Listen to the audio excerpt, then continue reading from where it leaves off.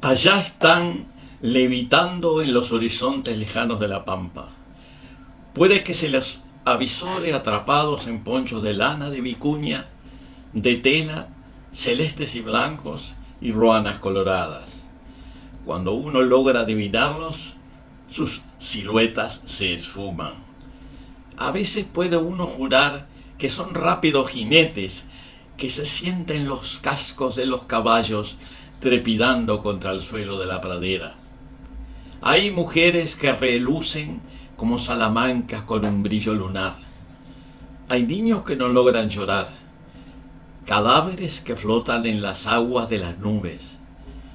Y a la distancia, el grito de 1000 ranqueles que parecen provenir de los polvos de estrellas, atravesando las brumas misteriosas. Aunque muchos no se den cuenta, los fantasmas también están presentes en los espíritus de los vivos. Alientan, previenen, flechan el alma, liberan pasiones y calman ansiedades. Creemos ingenuamente que tomamos las decisiones por nuestro propio arbitrio, y eso no es totalmente cierto.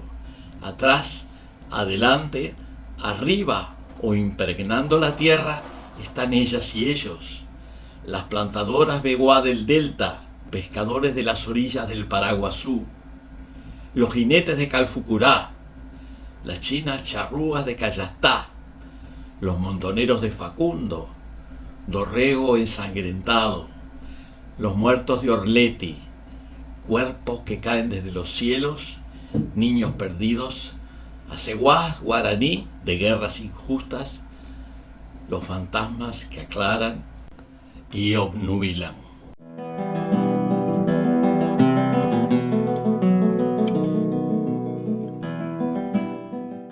La vieja raíz tehuelche estaba presente en sus rasgos inconfundibles y en su manera de enfrentar el mundo, sin hacerle asco al sacrificio ni a los rigores de la vida. Los antepasados de Juana Sosa habían llegado al pago de lobos, desplazados de sus tierras ancestrales por las guerras de conquista que les habían impuesto los huincas durante los gobiernos de Sarmiento, Avellaneda y Roca, e incluso antes, en los tiempos de Juan Manuel de Rosas. Tanto la abuela materna de Juana, de nombre Victoria, como su madre Mercedes y su padre, Juan Irineu Sosa, provenían de familias refugiadas a raíz del avance invasor del ejército argentino sobre los territorios de las naciones pampas y chaqueñas. Juancito Sosa, luego reinscripto en el registro civil como Juan Domingo Perón, nacido el 7 de octubre de 1893, fue el segundo hijo de Juana, con Mario Tomás Perón, un joven educado y apacible, de frágil salud, que había ido a la campaña a restablecerse de una enfermedad pulmonar. Allí, mientras Mario Tomás se desempeñaba como alguacil en los parajes de Roque Pérez, cerca de Lobos, Juana se ocupaba de cuidar una pequeña parcela, atender a los 2 hijos, esquilar las ovejas y preparar y vender pasteles en el vecindario. En eso del trabajo duro, Juana había salido a su madre, la india Mercedes. Mucho tiempo después, Juan Perón describiría a su abuela Mercedes como un ser inmemorial, una mujer machaza que conocía todos los secretos de la vida del campo y muchas cosas más. Continuaba Perón. La recuerdo sentada en un banquito frente a su rancho, descalza y con sus chancletas al costado, siempre con las manos ocupadas, haciendo algo, o cuereando un capón, o bien limpiando un par de gallinas para alimentar a su numerosa prole, rodeada de sus perros y sus gallinas batarazas, tan diestra y rápida que podía desplomar una gallina sin hacerla gritar. Mario y Juana vivieron en su campito de Roque Pérez por algunos años más, hasta que se mudaron al lejano sur, a una estancia en Chanqueayque, sobre las márgenes del río Coile, en lo que luego se llamaría provincia de Santa Cruz. El territorio del Coile había sido arrebatado a los pueblos nativos en tiempos muy recientes, y el trabajo de la estancia lo llevaban a cabo peones indígenas, más o menos acriollados, de las etnias tehuelche, Aonequenc, Alacaluf, Ona y Mapuche del Sur. Allí Juan Perón conoció aún más el mundo aborigen de donde provenían su madre y abuelos maternos.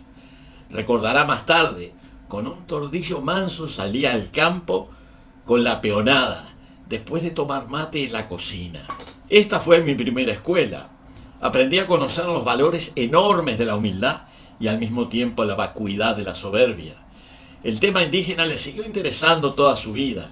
En 1935, ya con el grado militar de mayor, escribió un libro sobre la toponimia patagónica de etimología araucana, publicado por el Ministerio de Agricultura de la Nación en Buenos Aires en 1935.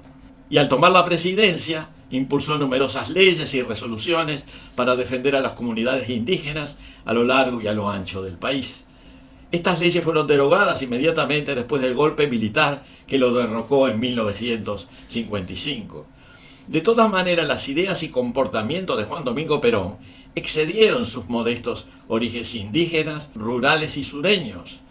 En momentos de la confrontación europea contra el expansionismo nazi y el fascismo, Juan Domingo Perón prefirió mantenerse neutral y mantuvo relaciones amistosas con algunas de las peores dictaduras del continente.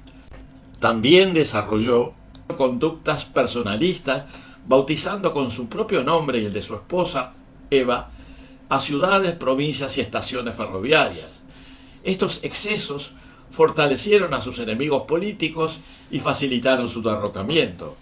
A pesar de su derrota política y militar en 1955, el peronismo logró sobrevivir e incluso habría de volver al poder en 1973. Algunos años más tarde, ya muerto el general, aunque completamente desnaturalizado por una élite corrupta, el peronismo ocuparía el gobierno nuevamente en 1989.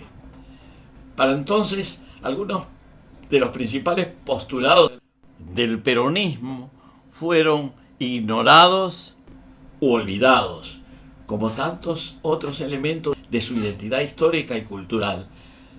Los grupos dominantes de Argentina procuraron esconder el origen tehuelche de Perón, que en gran medida explica algunos aspectos de su sensibilidad, su carisma y su trascendencia más allá de la muerte física.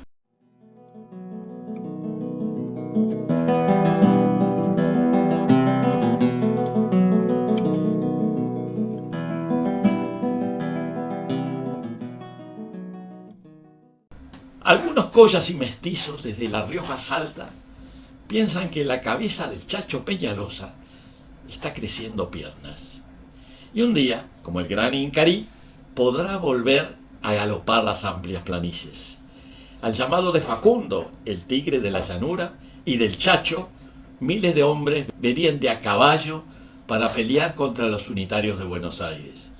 Se armaban y desarmaban las bravas caballerías gauchas que habían logrado tantos triunfos en circunstancias harto complicadas. A Facundo lo mataron temprano, en 1834. El Chacho logró sobrevivir por bastante tiempo más, y siempre del lado de los federales y de los pueblos de las Pampas y de los valles. Cuando subió Mitre a la presidencia en 1861, la figura de Peñalosa era el símbolo de la aspiración de las provincias. Tanto Bartolomé Mitre como Sarmiento, que en esos años era ministro del gobierno nacional y luego gobernador de San Juan, lo querían muerto.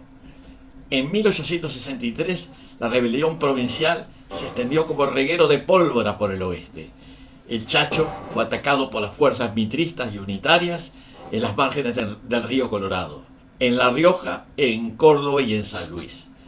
Finalmente, luego de haber sufrido varias derrotas, se replegó a La Rioja. A fines del año, una partida militar llegó al pago del Chacho con una orden. Su misión era matarlo y cortarle la cabeza. Lo sorprendieron en el rancho, tomando mate. Lo lancearon hasta que ya no se movió. Luego le cortaron la cabeza, que terminó en una pica en la plaza de Olta, un pueblo de La Rioja. Sarmiento, que lo odiaba, se solazó. Tal vez ordenó su ejecución. Y al enterarse de la muerte, dijo: he aplaudido la medida precisamente por su forma. Sin cortarle la cabeza a aquel inveterado pícaro, y ponerla a la expectación, las chusmas no se habrían aquietado en 6 meses.